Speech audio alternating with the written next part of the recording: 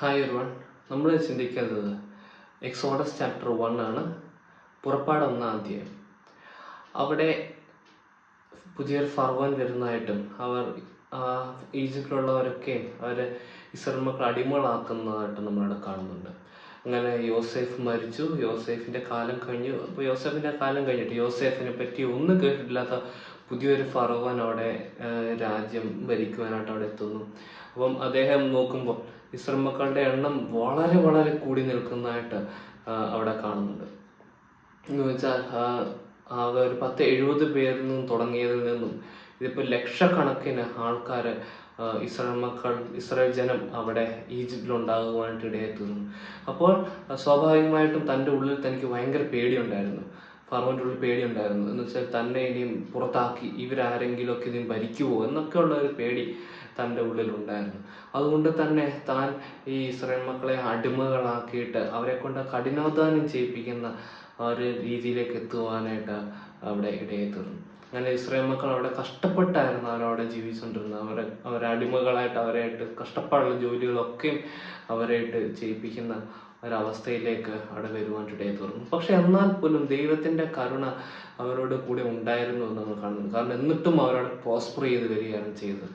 അപ്പോഴാണ് ആ കുട്ടികളെ അവിടെയുള്ള ഒരു കുട്ടികളെ ഇല്ലാതാക്കുവാനായിട്ട് ഉള്ള ഒരു കാര്യം പറയുന്നത്.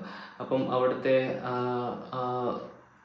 ആ സമയത്തൊക്കെ ഹോസ്പിറ്റലിൽ ഇല്ലാതിരുന്നത് കൊണ്ട് അവർക്ക് വീട്ടിലായിരുന്നു പ്രസവിച്ചുകൊണ്ടിരുന്നത്. അവർ പ്രസവം എടുക്കുന്ന സ്ത്രീകളോട് 2 സ്ത്രീകളോട് അവിടെ ഫറവോൻ പറഞ്ഞ് ഇതുപോലെ കുഞ്ഞുങ്ങളെ ഇതുപോലെ കൊന്നുകളയണം എന്നിങ്ങനെ പറഞ്ഞു. അപ്പോൾ അവർ പക്ഷേ ദൈവവിശ്വാസമുള്ളവരായിരുന്നു. അങ്ങനെയുള്ള വ്യക്തികളായിരുന്നത് കൊണ്ട് അവരെ കൊന്നു കളഞ്ഞില്ല. അവരെ കുഞ്ഞുങ്ങളെ കൊന്നു കളഞ്ഞില്ല. ആ കുഞ്ഞുങ്ങളൊന്നും കൊന്നു കളഞ്ഞേയില്ല. അവരാണെങ്കിൽ കുഞ്ഞുങ്ങളെ സാധാരണ ചെയ്യുന്ന പോലെ തന്നെ അവിടെ ചെയ്യുകയാണ് ചെയ്യുന്നത്. പക്ഷെ എന്നിട്ടും ആ പോപ്പുലേഷൻ കൂടുന്നത് കാര്യം ഫറവോൻ മനസ്സിലാക്കി. ഫറവോൻ ഈ സ്ത്രീകളെ വിളിച്ചു ചോദിക്കണം, നിങ്ങൾ എന്തുകൊണ്ടാണ് ഇതിങ്ങനെ ചെയ്തത് എന്ന് ഫറവോൻ ചോദിക്കുമ്പോൾ അവർ പറയും, ഞങ്ങൾ എത്തുന്ന മുമ്പേ തന്നെ അവർ ഡെലിവറി ചെയ്ത് കഴിയുകയാണ് എന്നിങ്ങനെ പറയാണ്. പക്ഷെ അത് ദൈവത്തോടുള്ള ഒരു ഭയം ഉള്ളത് കൊണ്ട് മാത്രമല്ല അവർ ആ ഒരു കാര്യം ചെയ്തതെന്ന് നമുക്ക് പ്രത്യേകിച്ച് അവിടെ എഴുതി കാണിക്കുന്നുണ്ട്. അവർ ഫറവോനേക്കാളും അവർ പേടിച്ചത്, അല്ലെങ്കിൽ ഫറവോനേക്കാളും അവർക്ക് കൂടുതൽ വിശ്വാസം ഉണ്ടായിരുന്നത് ഈ ദൈവത്തോടായിരുന്നു. അതുകൊണ്ടായിരുന്നു ആ കുഞ്ഞുങ്ങളെ കൊന്നുകളയുവാനായിട്ട് അവരുടെ മനസ്സിൽ തോന്നുവാനിടയാകാതിരുന്നത്. പക്ഷേ ഫറവോൻ പിന്നെ താൻ പടയാളികളോട് പറയുകയാണ്, തൻ്റെ കൊട്ടാരത്തിലുള്ളവരോട് താൻ ഏൽപ്പിച്ചു കൊടുക്കുകയാണ്.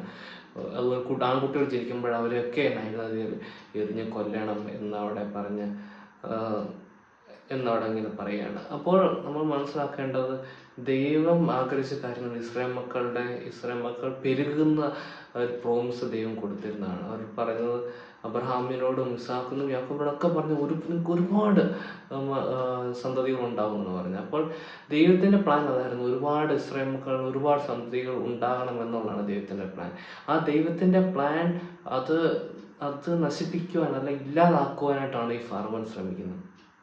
പക്ഷെ ഫറവോൻ ഓരോ കാര്യങ്ങളും ചെയ്യുമ്പോഴും, അത് ഇല്ലായ്മ ചെയ്യാനുള്ള ഓരോ കാര്യങ്ങൾ ചെയ്യുമ്പോഴും അതൊന്നും വർക്കൗട്ട് ആകുന്നില്ല. പക്ഷെ ദൈവം അവിടെ പിന്നെ പ്രോസ്പെരിറ്റി കൊണ്ടുവന്നായിട്ടാണ് നമ്മൾ കാണുന്നത്. അപ്പോൾ മനസ്സിലാക്കേണ്ട ദൈവത്തിൻ്റെ പ്ലാനിനെ മനുഷ്യൻ്റെ ഒരു പ്രവൃത്തി കൊണ്ടും ദൈവത്തിൻ്റെ പ്ലാനിന് ദൈവം പുറകോട്ട് പോകത്തില്ല. അതുകൊണ്ട് എന്ന് വെച്ചാൽ ദൈവത്തിന് ഓരോ കാര്യങ്ങളും ഓരോരുത്തരുടെയും ജീവിതത്തിൽ ഓരോ പ്ലാനുണ്ട്. ആ പ്ലാൻ ഫുൾഫിൽ ചെയ്യാനായിട്ട്, ആ പ്ലാൻ മുടക്കുവാനായിട്ട് മറ്റാരും പ്രവർത്തിച്ചാലും ദൈവത്തിൻ്റെ പ്ലാൻ അതിൽ ദൈവം മുൻപോട്ട് പോകുമെന്നുള്ള കാര്യമാണ്. കാരണം ഈ ജാതിയായിട്ടുള്ള ഈ വ്യക്തി ഈ കാര്യങ്ങളൊക്കെയും ചെയ്തു, എന്നിട്ട് പോലും ദൈവം എന്ത് ചെയ്തു? അവരെ പ്രോസ്പർ ചെയ്തുകൊണ്ടേയിരുന്നു, അവരുടെ ജനത്തെ വലുതാക്കിക്കൊണ്ടേയിരുന്നു.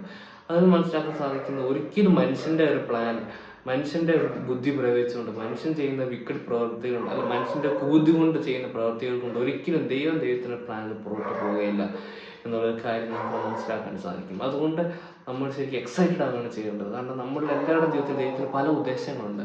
പക്ഷെ നമ്മൾ മനസ്സിലാക്കേണ്ടത് ആരൊക്കെ എന്തൊക്കെ ചെയ്യുമെന്ന് പറഞ്ഞാലും ദൈവത്തിന് നമ്മളോട് എന്തൊക്കെ പ്ലാൻ ഫുൾഫിൽ ചെയ്യാനാണ് ദൈവം ആഗ്രഹിക്കുന്നത്, എന്തൊക്കെ കാര്യങ്ങൾ നമ്മളിലൂടെ നടത്തുവാനാണ് ദൈവം ആഗ്രഹിക്കുന്നത്, അതിൽ നിന്ന് ഒരിക്കലും ദൈവം പുറകോട്ട് പോവുകയില്ല എന്നുള്ളൊരു കാര്യം നമുക്ക് റിയലൈസ് ചെയ്യാം. അത് നമുക്ക് കൂടുതൽ എക്സൈറ്റഡ് ആയിട്ടിരിക്കുകയാണ് ദൈവത്തിൻ്റെ ഹിതം നമ്മളിൽ നിന്ന് നിറവേറുവാൻ. നമ്മൾ എന്താണ് ദൈവം ആഗ്രഹിക്കുന്നത് അത് നിറവേറുവാനായിട്ട്, ദൈവത്തിൻ്റെ നിറവേറിട്ട് നമുക്ക് അതിനായിട്ട് നമ്മൾ എക്സൈറ്റഡ് ആയിട്ടിരിക്കാം. അതിനായിട്ട് ഈ ചിന്ത സഹായിക്കട്ടെ. ദൈവത്തിൻ്റെ മാത്രം മാറട്ടെ.